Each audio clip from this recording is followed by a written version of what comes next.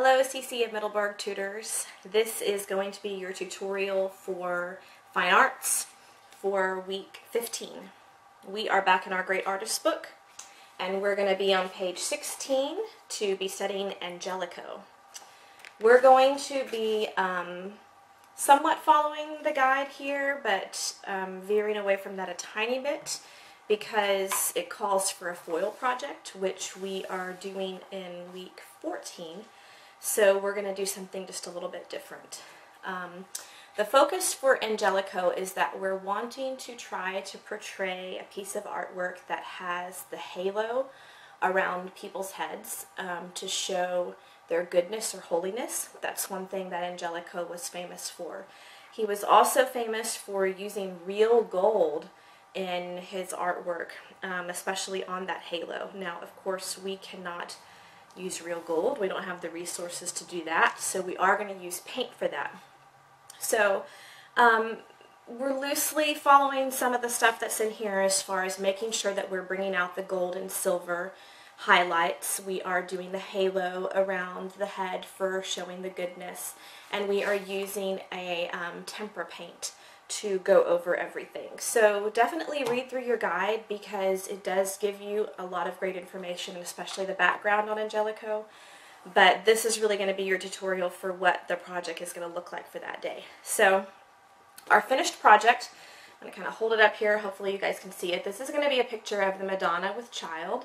You can see that there's a halo around each of them for Mary and Jesus. We have silver and gold kind of highlights in the halo in a metallic paint to try to highlight that area, and then we have some black tempera paint that we used to go over everything, which gave it a little bit of a distressed and weathered look. This was done using oil pastels, so I'm going to show you guys, this is the finished product, and I'm going to show you guys how we got there so you know what it's going to look like in class today. So these were just printed on cardstock paper, and each of the students are going to have some oil pastels kind of broken down into some different colors that they can use. So I'm going to show you just real quickly how we get to this process. So with the pastels, they can use any colors that they want. What I did is I roughly went around the background first. And the thing about the oil pastels is that we don't have to color it in all the way. Because they're pastels, we're going to be able to kind of smudge it in after we've got it done. So as you can see here, I just roughly went around the outside of the whole thing with a pink oil pastel, and then I can take my finger and kind of smudge it to spread that color around. Now I'm not going to do this to the whole picture this time because that's going to make your tutorial just take way too long, but I want you guys to just be able to see the general idea of what we're doing. So with just a little bit of kind of rubbing it in, you can see on this side where I've kind of smudged it and filled in the gaps, and this side I have left it alone and haven't done anything with that yet. So I do not have any yellow oil pastels left because I've already divvied those up for the classes. So this person is going to get a lilac colored halo. Is not going to be the goal for class time because halos are typically gold and yellow. We want to encourage the kids to use that. But again, same thing, I colored that in. I can use my finger to kind of smudge it around in order to fill it in all the way. So again, I'm not going to do that all the way. So basically, you would encourage the kids to first use their pastels to color the portrait as much as they can. All the way through. And then the next step that we're going to do is we're going to get our tempera paints. We're going to water it down a little bit because we don't want it to be the full thickness that it normally is. And then we're going to take a sponge brush and cover over this the whole thing, and we'll have a resistance from the oil and the paint. So each of the classes you're going to have some tempera paint that you can use. Basically what we're going to do is make sure that each kid has a little cup. We just put a little squirt in there, not very much, and then you kind of just have to eyeball it, but we're going to add some water in order to you know, just get it thinned out. And then I just took my sponge brush to stir it up with. You guys can, you know, have the moms help you do this ahead of time before they get to it, and maybe use some stir sticks that I'll give you in order to help stir it up, so that way they've got all of their supplies ready to go. There's not really any kind of like a perfect blend to this, so it's really just, you know, just pour some in and stir it up, and the idea is that we're just watering it down. So that is not enough because I think it should be a little bit drippy. I probably put too much paint in there, so I'm going to add a little bit more water and see if we can get that a little bit better. Okay, so now I'm dripping. I think that's the consistency that you should go for. So if you pick up your brush and it's sticking, then it's probably a little bit too tacky still and thick. We want it to be a little bit drippy. So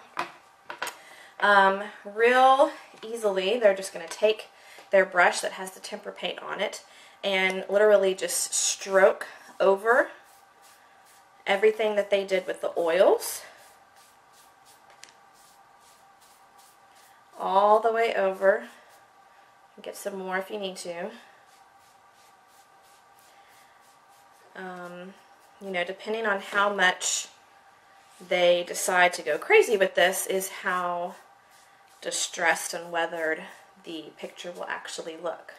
Now, I forgot to grab myself a paper towel for this. Let me do that real quick.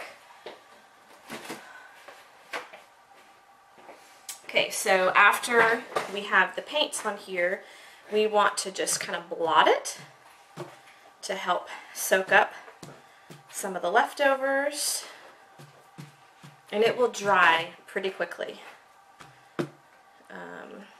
It's not going to take very long at all. Okay, so I'm not going to let it go all the way because, again, we're trying not to let this take forever. So now you can kind of see where we're at in the process is that the paint that has been thinned out has kind of resisted against the oil pastels, so we can still see the color that we did, but we've got some nice contrast in there.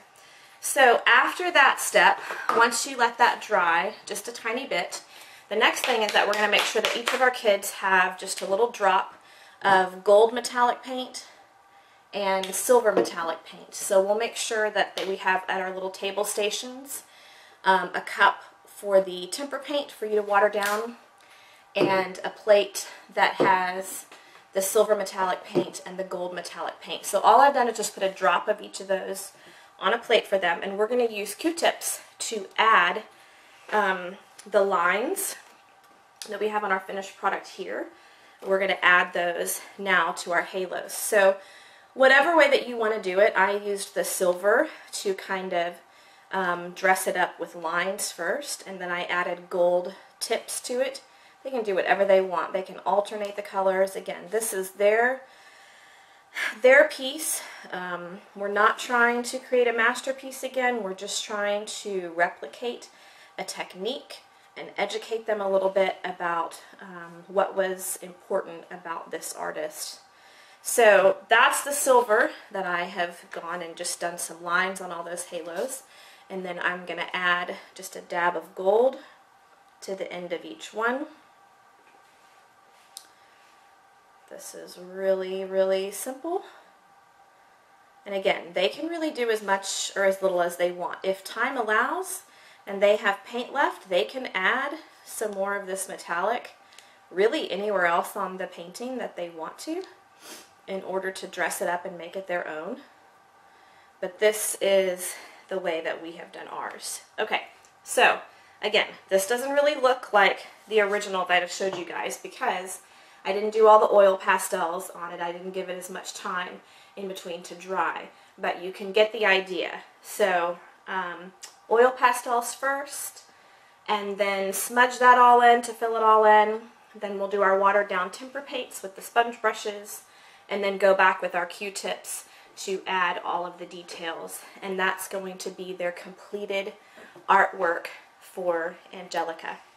All right, thanks so much. Bye.